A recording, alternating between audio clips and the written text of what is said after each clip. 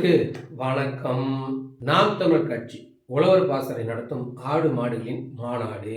மேய்ச்சல் நிலம் எங்கள் உரிமை அப்படின்னு அண்ணன் சீமானவர் ஒரு காலனி போட்டார் பார்த்தீங்களா? வருகிற ஜூலை 10 மதுரையில் விராதனூர் கிராமத்தில் ஆடு மாடுகளின் மாநாடு, மேய்ச்சல் நிலம் எங்கள் உரிமை என்ற முழக்கத்தை முன்வைத்து மாநாடு நடக்கிறது.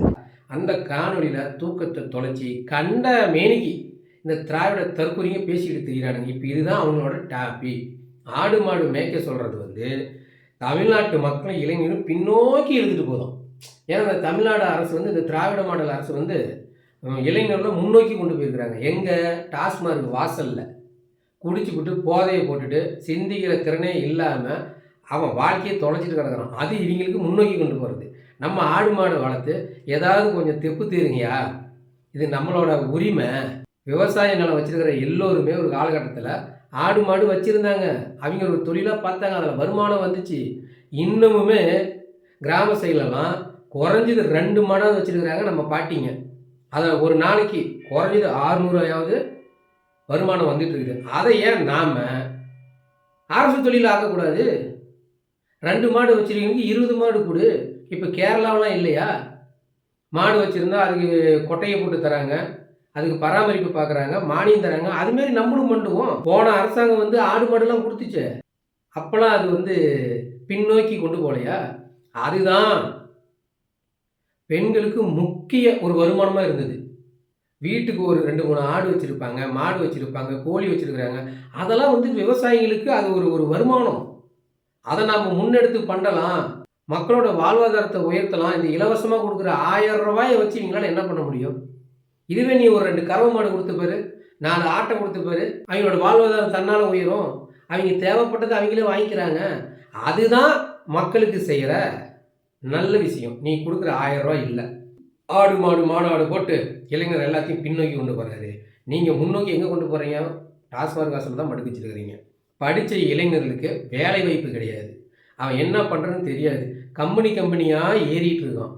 இது போக கஷ்டப்பட்டு படித்து ஒரு பட்டம் வாங்கிட்டு ஒரு வேலைக்கு போய் அப்ளை பண்ணால் 20 லட்சம் கொடு, 30 லட்சம் கொடுங்கிறீங்க. அவன் அவ்வளோ காசு வச்சுருந்தா ஏன் உங்ககிட்ட வர போகிறான்? அவனே ஒரு பிஸ்னஸ் பண்ணிக்க போகிறான். தமிழ்நாட்டு மக்கள் எல்லோருமே படிச்சுட்டாங்க, எல்லோருமே படித்து பட்டதாரி தான். யாருமே கூலி வேலைக்கெல்லாம் போகலை. எல்லோருமே கலெக்டர் ஆகிட்டாங்க, வக்கீல் ஆகிட்டாங்க, போலீஸ் ஆகிட்டாங்க. இதுக்கு எல்லாத்துக்கும் காரணம் பெரியவரும் இந்த திராவிட மாடல் தான். வீட்டுக்கு ஒருத்தர் கம்பல்சரி கலெக்டராக தான் இருக்கிறாங்க. ஆனால் எங்கே இருக்கிறாங்கன்னு தெரியல. பணம் இருந்தால் தான் படிப்பே வீட்டுக்கு வருது. அந்த கல்வி உங்களால் கொடுக்க முடியல. இருக்கிற ஏழை மக்கள் ஏதாவது ஒரு தொழில் கையில் கொடுத்தோம்னா அவங்க பிடிச்சிக்குவாங்க, அதை வச்சு முன்னேறுவாங்க. பால் சந்தை மதிப்பு எவ்வளோன்னு விலைக்கு சொல்ல முடியுமா? காலங்காலத்தில் எந்திரிச்ச காப்பி வேணும், டீ வேணும், பூஸ்ட் வேணும், ஹார்லிக்ஸ் வேணும். எங்கேருந்து வரும்? பச்சை தண்ணியில் பவுடர் போட்டால் குடிப்பேன். அதுக்கு பசும்பால் வேணாம், அதுக்கு மாடு வேணும்ல. ஹோட்டலுக்கு போனால் ரோஸ்ட்டு நல்லா அப்படியே மொருகலாக போட்டு அப்படியே மணலாம் அந்த நெய்யை ஊற்றி கொண்டாந்து கொடுங்க. வக்கனையாக திங்க தெரியுது. அந்த நெய்க்கு நம்ம எங்கே போகிறது? ஹோட்டலில் உட்காந்துக்கிட்டு ஆம்லெட் போடுங்க. அப்படி வெங்காயத்தை அப்படி பொடிப்படியே நறுக்கி கொஞ்சம் அதிகமாக ஆனியன் போட்டு ஒரு ஆம்லெட் கொடு. எங்கே போகிறது? 1 சைடு ஆம்லெட்டு கொடு, ஆஃப் ஆயில் கொடு, கலக்கி கொடு. இதுக்கெல்லாம் முட்டை எங்கேயா போகிறது? நீ கொடுக்குற முட்டை ஒரு முட்டையா? அந்த பிராய்லர் கோழி முட்டையை தின்னு என்ன வரப்போகுது? நாட்டுக்கோழி முட்டை எவ்வளோ சத்து அதிகம்.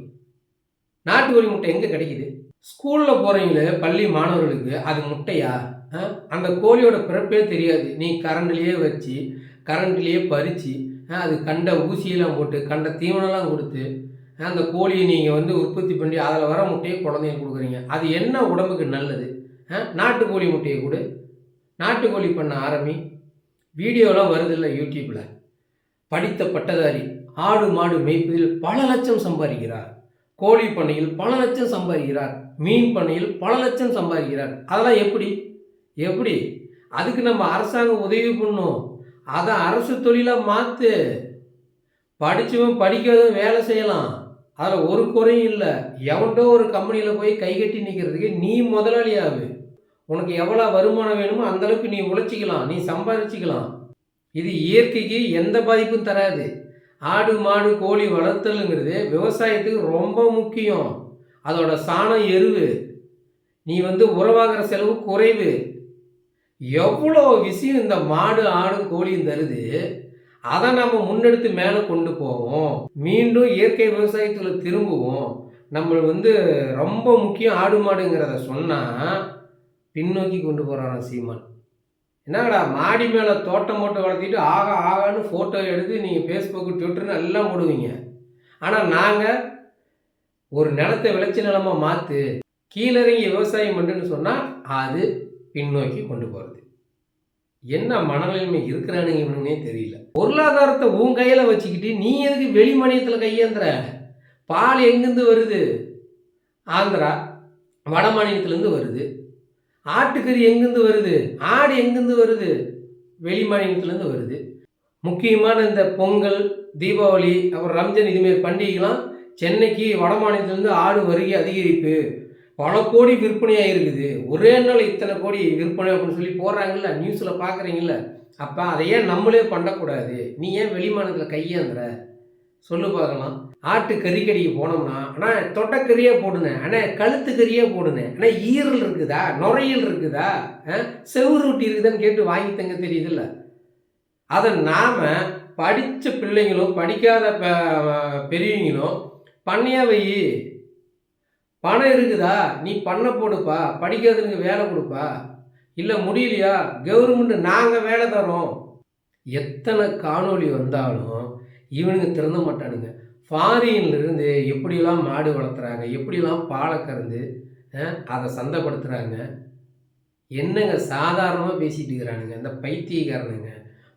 பாலோடைய நின்று போயிடும், தயிர் ஆகுது, தயிர்லேருந்து வெண்ணெய் எடுத்தினா மோர் ஆகுது, மசாலா மோர் வெயிலுக்கு கூலிங்காக இருக்கும், குழுகுழுன்னு இருக்கும், வாங்கி குடித்தா உடம்புக்கு எவ்வளோ தெம்பாக இருக்கும். என்னத்தை சொல்கிறது? இவங்களுக்கு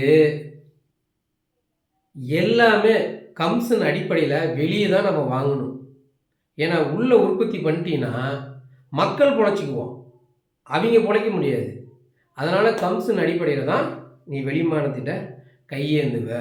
இந்த ஸ்டோரில் போடுறாங்கல்ல, இந்த அரசு நியாய விலை கடைன்னு சொல்லி, அதில் நீ ஒயிட் சர்க்கரையை தடை பண்ணு, என்னோட நாட்டு சர்க்கரையை விடு, பண வெள்ளத்தை விடு, என் விவசாயி பிழைப்பான். அதெல்லாம் பண்ண முடியாது. எங்கேயோ இருக்கிற ஒரு முதலாளி, தனியார் முதலாளி பிழைக்கணும், அவன்கிட்ட சர்க்கரையை வாங்கணும். இதுதான் வந்து இந்த திராவிட மாடலோட திட்டம். உள்ளூர் விவசாயி பிழைச்சிடக்கூடாது. இதே போல தான் பனை மரத்துலேருந்து கல் இருக்கிறதையும் குதின்னு குதிச்சானுங்க தடை பண்ணணுன்னு. ஏன்னா உள்ளூர் விவசாயி பிழைச்சிருவான்ல. இவனுக்கு கம்சன் அடிப்படையில் வெளியே கை நீட்டியே பழக்கமாயிட்டான். வேற ஒன்றும் இல்லைங்க. நாம் நம்ம நாட்டுக்குள்ளேயே எல்லாம் உற்பத்தி பண்ணிக்கணும், நாம் வளரணும், வாழணும்னு அண்ணன் நினைக்கிறாரு. அது அவனுங்களுக்கு பிடிக்கல. ஏன்னா சொந்த குடும்பத்துக்கு வருமானம் தேவைன்னு தானே அவங்க நினைப்பாங்க. அதனால் அண்ணன் மக்களுக்காக ஒரு நல்ல திட்டத்தை முன்னெடுத்தாலும் அதில் 1000 நொண்டிசாக சொல்லிக்கிட்டு தான் இந்த திராவிட தற்கொலையும் திரிவாங்க.